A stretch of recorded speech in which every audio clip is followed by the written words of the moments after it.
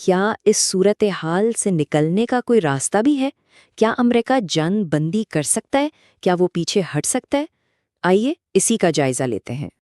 امریکہ ایک اسٹریٹجک جال میں پھنس چکا ہے، ایک ایسی جگہ جہاں آگے بڑھنے کا راستہ بھی بند ہے اور پیچھے ہٹنے کا بھی۔ سب سے پہلی بات جو سمجھنی ضروری ہے وہ یہ ہے کہ جنگیں جب ایک بار شروع ہو جاتی ہیں تو وہ اپنی ایک رفتار پکڑ لیتی ہیں۔ وہ پھر سیاستدانوں یا جرنیلوں کے کنٹرول سے باہر ہو کر خود انہیں کنٹرول کرنا شروع کر دیتی ہیں۔ اس کی سب سے تازہ مثال یوکرین کی جنگ ہے۔ اتنی بھاری قیمت چکانے کے باوجود بھی جنگ چل رہی ہے۔ کیونکہ جب جنگ شروع ہو جائے تو اسے روکنے کے لیے کسی ایک فریق کو نقصان ماننا پڑتا ہے، تذلیل برداشت کرنی پڑتی ہے اور ایسی شرائط ماننی پڑتی ہیں جو ناقابل برداشت لگتی ہیں، اور یہ ایک ایسا قدم ہے جو زیادہ تر لیڈرز نہیں اٹھا پاتے۔ تو فرض کریں کہ امریکہ جنگ بندی چاہتا بھی ہے تو ایران جو شرائط رکھے گا وہ اس کے لیے تباہ کن ہوں گی۔ تو اگر امریکہ مذاکرات کی میز پر آ بھی جائے تو ایران کے دو بنیادی مطالبات ہوں گے۔ پہلا، پابندیوں اور جنگی نقصانات کی تلافی کے لیے تقریباً $1 ٹریلین کا ہرجانہ، اور دوسرا جو کہ اس سے بھی کہیں زیادہ اہم ہے وہ یہ کہ امریکہ کو پورے خطے سے اپنی فوج ہمیشہ کے لیے نکالنی ہوگی۔ اب یہ سننے میں شاید اتنا بڑا نہ لگے، لیکن امریکی انخلا ایک ایسا تباہ کن زنجیری رد عمل، ایک ڈومینو ایفیکٹ شروع کر دے گا جو صرف فوجی نہیں بلکہ معاشی بھی ہوگا۔ آئیے اس کے 5 مراحل دیکھتے ہیں کہ یہ کس طرح امریکی عالمی طاقت کو جڑ سے ہلا سکتا ہے۔ اچھا، اس زنجیر کو سمجھنے کے لیے پیٹرو ڈالر سسٹم کو سمجھنا بہت ضروری ہے۔ بہت سادہ الفاظ میں، خلیجی ممالک اپنا تیل صرف امریکی ڈالر میں بیچتے ہیں۔ اس کا مطلب یہ ہے کہ دنیا کے ہر ملک کو تیل خریدنے کے لیے ڈالر کی ضرورت پڑتی ہے، جس سے ڈالر کی مانگ ہمیشہ بنی رہتی ہے۔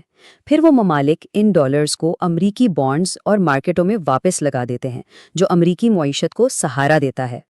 اب ذرا اس نمبر کو دیکھیں، $39 ٹریلین۔ یہ امریکہ کا بہت بڑا قرض ہے، اور پیٹرو ڈالر کا نظام ہی وہ انجن ہے جو اس قرض کو قابل انتظام بناتا ہے اور معیشت کو چلنے دیتا ہے۔ تو نتیجہ کیا نکلے گا؟ جیسے ہی امریکہ خطے سے نکلے گا، GCC ممالک ایران کے زیر اثر آ جائیں گے اور پیٹرو ڈالر کا نظام ختم ہو جائے گا۔ اس کا مطلب ہے امریکی ڈالر کی عالمی مانگ کا خاتمہ اور $39 ٹریلین کے قرضے کے ساتھ امریکی معیشت کا مکمل خاتمہ۔ یہ ٹھیک ہے، تو اگر جنگ بندی ممکن نہیں تو پھر دوسرا آپشن کیا ہے؟ یہ خطرناک وہم کہ ایک چھوٹی ٹارگیٹڈ زمینی کارروائی سے مسئلے کو حل کیا جا سکتا ہے۔ اب ذرا اس پر نظر ڈالیں۔ خارق جزیرہ ایران اپنی تیل کی برآمدات کا تقریباً 90% اسی ایک جزیرے سے کرتا ہے۔ یہ اس کی معاشی شہرگ ہے، تو ظاہر ہے اسے نشانہ بنانا ایک بہت پرکشش خیال لگتا ہے۔ لیکن مسئلہ یہ ہے کہ آپ جزیرے پر قبضہ تو کر سکتے ہیں لیکن اس سے برقرار نہیں رکھ سکتے۔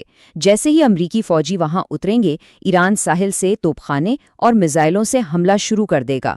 فوجیوں کی حفاظت کے لیے ساحل پر قبضہ کرنا پڑے گا، پھر زاگروس پہاڑوں سے حملے ہوں گے تو پہاڑوں پر بھی قبضہ کرنا پڑے گا، اور دیکھتے ہی دیکھتے ایک محدود آپریشن ایران کے اندر ایک مکمل زمینی جنگ میں بدل جائے گا۔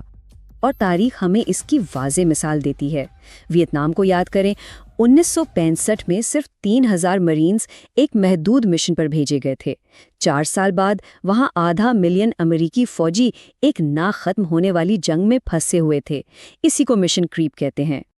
اور اس کی وجہ ایک بہت طاقتور نفسیاتی چیز ہے جسے سنک کاسٹ فالسی کہتے ہیں۔ جب ایک بار جانوں اور وسائل کی بہت بڑی قیمت ادا کر دی جائے تو پیچھے ہٹنا نفسیاتی طور پر ناممکن ہو جاتا ہے۔ کیوں؟ کیونکہ اس کا مطلب یہ تسلیم کرنا ہوگا کہ ساری قربانیاں، ساری جانیں رائیگاں گئیں۔ یہاں اس تجزیے کا سب سے چکا دینے والا دعویٰ آتا ہے۔ امریکی فوج نے اس ممکنہ جنگ کی لاتعداد بار سیمولیشنز اور وار گیمز کیے ہیں، اور ہر بار نتیجہ ایک ہی نکلتا ہے: امریکہ ہار جاتا ہے۔ ایسا کیوں ہے؟ کیونکہ دونوں ملکوں کی فوجی حکمت عملی بالکل مختلف ہے۔ امریکہ شاک اینڈ آ یعنی زبردست فضائی طاقت اور روایتی حملوں پر بھروسہ کرتا ہے، جبکہ ایران غیر متناسب حربے استعمال کرتا ہے، یعنی چھوٹے غیر روایتی حملے جو بڑی طاقت کی کمزوریوں کو نشانہ بناتے ہیں۔ وہ اپنی افواج کو پھیلا دیتا ہے، چھپ جاتا ہے اور پراکسی فورسز کا استعمال کرتا ہے۔ اور یہ کوئی اتفاق نہیں ہے۔ ایران نے پچھلے 20 سال امریکی جنگی طریقوں کا مطالعہ کرنے میں لگائے ہیں تاکہ اس کی طاقت کا توڑ تیار کیا جا سکے۔ انہوں نے خاص طور پر امریکی طیارہ بردار بحری جہازوں جیسی بڑی طاقتوں کو بے اثر کرنے کے طریقے بنائے ہیں۔ تو اگر جنگ بندی ایک جال ہے، زمینی حملہ ایک جال ہے اور فوجی فتح بھی ممکن نہیں، تو پھر آگے بڑھنے کا اصل راستہ ہے کیا؟ ایران کا تنازع ایک بڑی تصویر کا صرف ایک چھوٹا سا حصہ ہے۔ اصل مسئلہ امریکہ کا عالمی سطح پر حد سے زیادہ پھیلاؤ ہے۔ واحد حل اپنی سوچ میں ایک بنیادی تبدیلی لانا ہے۔ دنیا میں واحد سپر پاور کے طور پر کام کرنے کے بجائے امریکہ کو ایک حقیقی عالمی شراکت دار بننے کی طرف بڑھنا ہوگا۔ عملی طور پر اس کا کیا مطلب ہے؟ اس کا مطلب ہے کہ غلبہ حاصل کرنے کی کوشش چھوڑ کر سب کے ساتھ مل کر بیٹھا جائے۔ یہ تسلیم کرنا کہ پرانا ورلڈ آرڈر ختم ہو چکا ہے اور ایک نیا نظام بنانا جس میں ہر بڑی طاقت کا استحکام میں حصہ ہو۔ یہ کمزوری نہیں بلکہ دانش مندی ہے۔ اور یہی آج کا سب سے اہم سوال ہے، کیا امریکہ اس دانش مندانہ راستے کا انتخاب کرے گا یا موجودہ راستہ تباہی کی طرف جاتا رہے گا؟ اس کا جواب تو وقت ہی دے گا، لیکن یہ انتخاب کرنے میں جتنی دیر ہوگی، اس کی قیمت اتنی ہی زیادہ اور تکلیف دہ ہوتی جائے گی۔